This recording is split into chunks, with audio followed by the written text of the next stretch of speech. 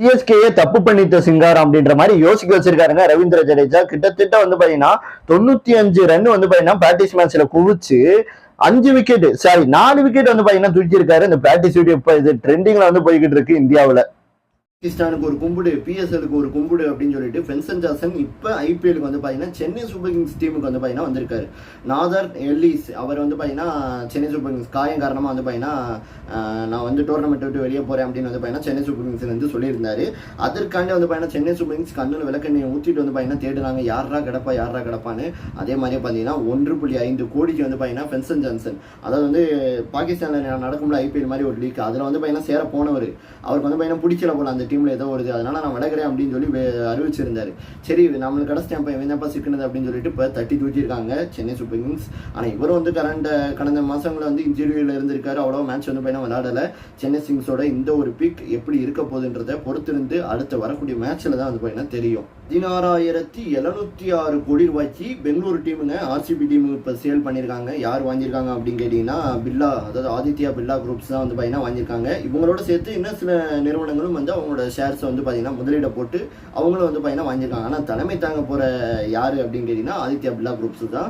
இவங்க தான் வந்து பார்த்தீங்கன்னா ஃபைனலாக அந்த ஆர்சிபிக்கு சேஸ் பண்ணுறதுக்கு ஒருத்தவங்க கிடச்சாச்சுங்க. ஏன்னா பார்க்கமாக அந்த பார்க்குறது பாவமாக வந்து பார்த்தீங்கன்னா இருக்கும் ஆர்சிபியை பார்க்கணும். ஏன்னா சென்னை சூப்பர் கிங்ஸுக்கு ஒரு ஆள் வந்து பார்த்தீங்கன்னா நிற்பாங்க வெளியிருந்து சேஸ் பண்ணுறதுக்கு, நம்ம ஹைதராபாத்துக்கு காவியாக்கா இருப்பாங்க, இப்படி பல பேர் வந்து பார்த்தீங்கன்னா இருப்பாங்க அந்த டீமுக்கு. ஆனால் இப்போ பெங்களூருக்கும் வந்து பார்த்தீங்கன்னா ஒரு ஆள் கிடச்சாச்சு. ராஜஸ்தான் ராயல்ஸும் வந்து பார்த்தீங்கன்னா சேலுக்கு போயிருச்சு. அதாவது வந்து பார்த்தீங்கன்னா 15,300 கோடி ரூபாய்க்கு வந்து பார்த்தீங்கன்னா சேலுக்கு வந்து போயிருக்கு.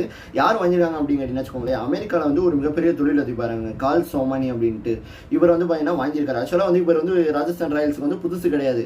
2021 வந்து ராஜஸ்தான் ராயல்ஸ் டீமுக்கு மேலே வந்து ஏகப்பட்ட முதலீடு வந்து பார்த்தீங்கன்னா பண்ணியிருக்காரு சின்னதாக. ஆனால் இப்போ தலைமை வந்து பார்த்தீங்கன்னா முழுசாக வந்து அந்த டீமே வந்து பார்த்தீங்கன்னா வாங்கிட்டாரு. இவருக்கு வந்து சப்போர்ட் பண்ணது வந்து வால்மார்ட் வேற இடையில வந்து பார்த்தீங்கன்னா இருக்காங்களாங்க. இவருக்கு சப்போர்ட் பண்ணதில்ல. வால்மார்ட்ன்றது மிகப்பெரிய ஒரு சூப்பர் மார்க்கெட் கம்பெனி இந்த உலகத்திலேயே, அவங்களும் வந்து பார்த்தீங்கன்னா சப்போர்ட்ல இருக்காங்க. அவங்களும் யூஎஸ்ஏ தான்.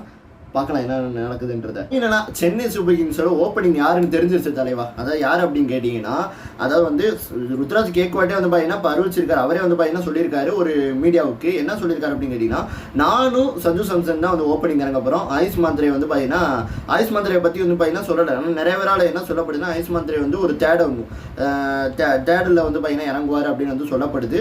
அதே மாதிரி வந்து பார்த்தீங்கன்னா ஜவான் பிரவிஸ் வந்து பார்த்தீங்கன்னா 4வது இடம் இல்லைன்னா 5வது இடத்துல இறங்குவார் அப்படின்ற மாதிரி தகவல் தெரியுது. ட்ரெண்டிங் வந்து நம்ம ஹேட்ரிக் பாண்டியா தாங்க. என்ன அப்படின்னு கேட்டீங்கன்னா, வாங்குற ஸ்டேடியம் இருக்குல்ல, அந்த ஸ்டேடியத்துல வேலை பார்க்கக்கூடிய ஒவ்வொரு ஊழியருக்கும் வந்து பாத்தீங்கன்னா 10 லட்சம் ரூபாய் வந்து பரிசு கிஃப்ட் வந்து பாத்தீங்கன்னா கொடுத்துருக்காப்ல. எதுக்குடா மனுஷன் கொடுத்துருக்காரு அப்படின்னு கேட்டீங்கன்னா, அதாவது இந்த T20 வேர்ல்டு கப் நம்ம ஊர்ல இருந்துச்சு. அதனால வாங்கேட ஸ்டேடியத்துல வந்து அன்டயத்துல அர்த்தராத்திரியோட வந்து பாத்தீங்கன்னா இந்தியா பிராக்டிஸ் வந்து பண்ணிட்டு இருந்திருக்காங்க. அப்ப ஹேட்ரிக் பாண்டியா என்ன சொல்றாங்கன்னா, அங்க பிராக்டிஸ் பண்றதுக்காண்டி வந்து இதுல வேலை பார்க்க இந்த கிரவுண்ட்ல வேலை பார்க்கக்கூடிய நிறைய பேர் வந்து எங்களுக்காண்டி தூக்கத்தை முழிச்சிருந்து வேலை பார்த்தாங்க, அதுக்காண்டி இந்த பரிசு கொடுக்குறேன்னு அப்ப சொல்லியிருந்தேன், அதை நான் இப்ப காப்பாத்துறேன் மாதிரியா நான் இப்ப அந்த காசை கொடுக்குறேன் அப்படின்னு சொல்லிட்டு ஹேட்ரிக் பாண்டியா 10 லட்சம் ஒவ்வொரு நபருக்கும் வந்து பாத்தீங்கன்னா கொடுத்திருக்கார். ஆக்சுவலா இதுல இன்னொருத்தவரும் இதுல ஆட் ஆயிருக்காரு. இதுக்கு முன்னாடி வந்து பாத்தீங்கன்னா MS தோனி மறைமுகமா ஏகப்பட்ட பேருக்கு வந்து பாத்தீங்கன்னா கிரவுண்ட்ல வேலை பார்க்கறவங்களுக்கு கொடுத்திருக்காருன்றது நம்பணும். ரைடர்ஸ் தெருக்கி விட்டுக்கிட்டு இருக்காங்க. அவங்களோட பிராக்டிஸோட வீடியோ பார்த்தோம்னா பயங்கரமா வந்து இருக்கு. இப்போ ரிங்கு சிங் வேற வந்து பார்த்தீங்கன்னா துணை கேப்டனா வந்து அறிவிச்சிருக்காங்க. நம்ம ரகானே வந்து பார்த்தீங்கன்னா பிராக்டிஸ்ல வந்து 20 பாலுக்கு வந்து பார்த்தீங்கன்னா 50 ரன் அடிச்சு நாட் அவுட்டே ஆகாம இருந்திருக்காரு. சரி மற்ற பையங்களுக்கு வாய்ப்பு கொடுப்போம், நம்ம கிளம்புவோம் அப்படின்னு சொல்லிட்டு அந்த மாதிரியெல்லாம் வந்து போனதா அந்த வீடியோல பார்க்க முடியுது. பார்ப்போம். உங்களுக்கு பிடிச்சிருக்குன்னு நினைக்கிறேன். இதே மாதிரி ஐபிஎல் சம்மந்தப்பட்ட வீடியோக்களை கண்டிப்பாக நம்ம சேனலில் வரும். சப்ஸ்கிரைப் பண்ணி வச்சுக்கோங்க. கிரிக்கெட் ஐபிஎல் சம்மந்தப்பட்ட வீடியோக்கள் 2 மாதத்துக்கு உங்களுக்கு தொடர்ந்து நான் வீடியோ முடிஞ்ச அளவுக்கு கொடுக்க நான் ட்ரை பண்ணுறேன். Bye bye. நன்றி. ஜெய்ஹிந்த்.